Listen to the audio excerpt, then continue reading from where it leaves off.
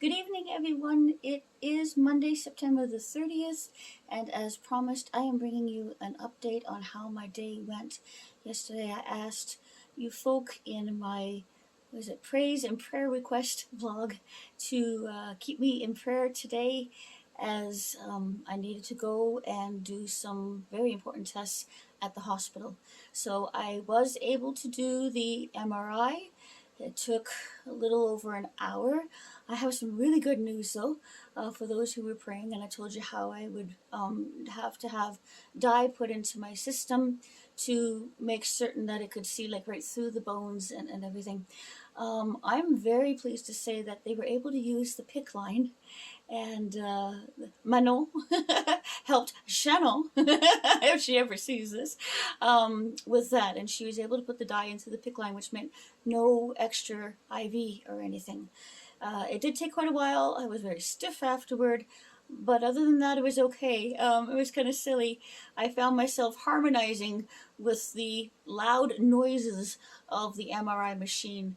If you've never been in there, the only way I can say is that it kind of sounds like a jackhammer at different points. Like a rocket ship going off at other points. I don't know, you could probably Google MRI sounds, and yeah, that's what it was. It's very noisy. They put in earplugs and other ear protection, and they go from there. We were able to do that. This morning I was supposed to have my blood work done.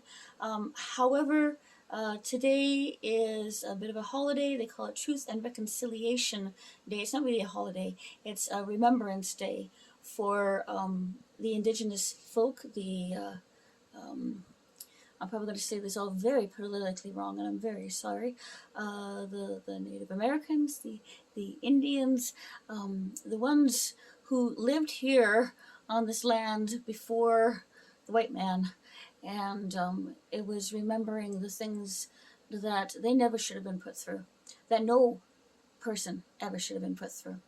So in the midst of all that, all the government things are closed, and that included some of the blood work places, which included the one that I was to go to.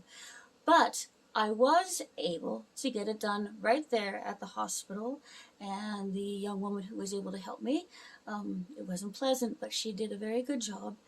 I hate to say that I didn't realize that on the requisition form it says I need to repeat the blood work again in 2 weeks' time.